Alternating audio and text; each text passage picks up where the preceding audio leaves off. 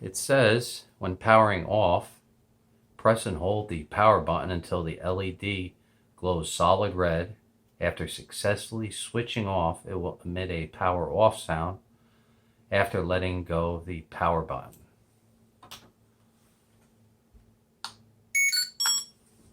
And there we go. Shut off. Here's things we can't make videos of.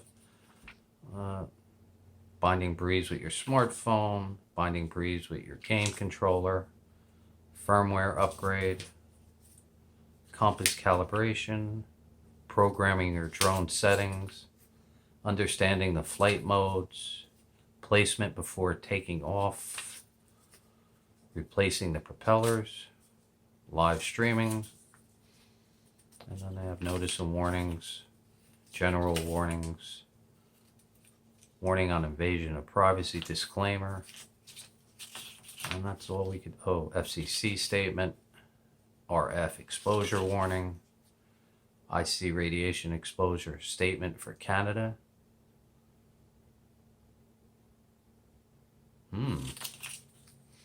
NCC warning statement, CE warning statement, collection and processing of data.